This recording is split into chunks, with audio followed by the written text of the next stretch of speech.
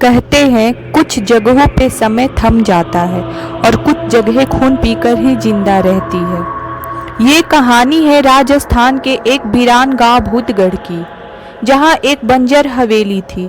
सालों से बंद, सड़ी हुई दीवारें, टूटी खिड़कियां और दरवाजे जो हवा से नहीं बल्कि किसी अनदेखी शक्ति से अपने आप खुलते और बंद होते थे। 4 दोस्त अर्जुन, मीरा, रवि और सोनिया शहर से इस हवेली की शूटिंग के लिए आए थे। अर्जुन सबसे हिम्मती था, बोला भूत वूत कुछ नहीं होता, मैं रात यहीं रहूँगा।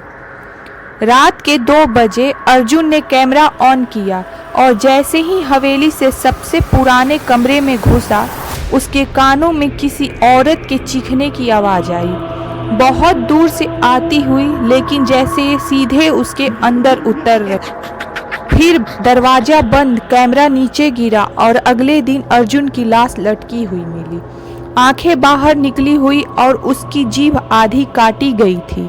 दीवार पर खून से लिखा था, एक गया, अब 3 बाकी है। मीरा डर गई थी, लेकिन वो वापस जाना चाहती थी। रवि ने गाड़ी स्टार्ट की, लेकिन इंजन ही नहीं चला।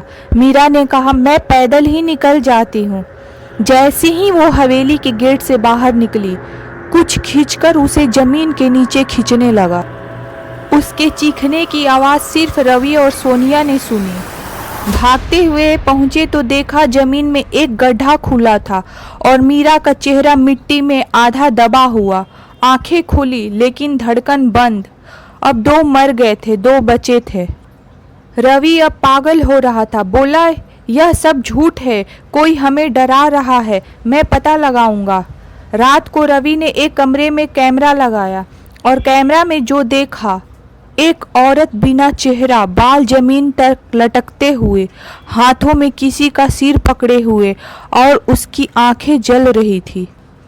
रवि चिल्लाया और भागा, लेकिन दरवाजे बंद हो चुके थे, सिर्फ उसकी चीखें गूंजती रही।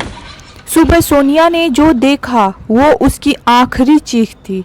रवि का शरीर दीवार में आधा घुसा हुआ था और सिर गायब। अब सिर्फ सोनिया बची थी। वो जान गई थी ये आत्मा सिर्फ खून से शांत होती है। उसने खुद को आग लगाने की कोशिश की, लेकिन तभी वो औरत सामने आई, पहली बार पूरा तरह से दिखाई दी। जलता हुआ चेहरा, आंखों से टपकता खून और आवाज, अब तू भी। और फिर अंधेरा। पुलिस जब वहां पहुंची तो हवेली खाली थी, लेकिन एक दीवार पर लिखा था, चारों का खून पी चुकी हूँ, अब अगला कौन। दोस्तों, ऐसे ही हॉरर अमेजिंग कहानियों को सुनने के लिए मेरे चैनल को लाइक, सब्सक्राइब करना ना भूलिए। धन्यवाद।